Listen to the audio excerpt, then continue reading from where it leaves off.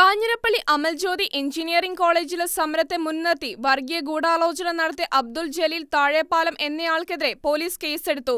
ഹിന്ദു, മുസ്ലിം, Christian വിദ്യാർത്ഥികൾക്കിടയിൽ പരസ്പരം വർഗീയത കുത്തിനിറയ്ക്കാനുള്ള ഗൂഢശ്രമവുമായുള്ള social media കുറിപ്പിട്ടതിനാണ് Abdul Jaleel താഴെപ്പാലത്തിനെതിരെ ജാമ്യമില്ലാ വകുപ്പ് പ്രകാരം കേസെടുത്തിരിക്കുന്നത്. വിദ്യാർത്ഥിയുടെ ആത്മഹത്യയുമായി ബന്ധപ്പെട്ട് കോളേജിനെതിരെ നടക്കുന്ന സമരത്തെ മുസ്ലിം സമുദായത്തിന് അനുകൂലമാക്കി മാറ്റി കോളേജ് പിടിച്ചെടുക്കാമെന്ന് ആഹ്വാനം ചെയ്യുന്നതായിരുന്നു കുറിപ്പ്. കുറിപ്പിനെതിരെ third eye news chief editor A K. Sreekumar മുഖ്യമന്ത്രിക്ക് നൽകിയ പരാതിയിന്മേലാണ് നടപടി.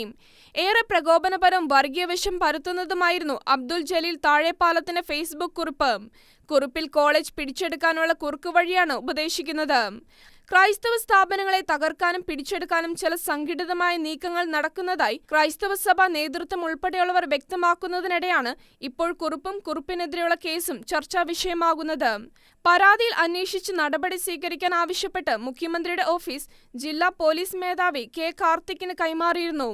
ഇതിനെ തുടർന്നാണ് കാഞ്ഞിരപ്പള്ളി പോലീസ് ജാമ്യമില്ലാ വകുപ്പ് പ്രകാരം അബ്ദുൾ ജലീലിന്റെ പേരിൽ കേസെടുത്തിരിക്കുന്നത്.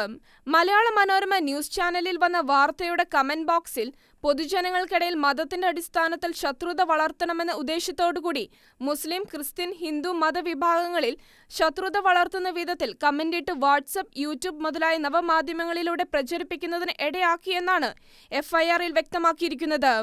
IPC 153 പ്രകാരമാണ് കേസെടുത്തിരിക്കുന്നത്.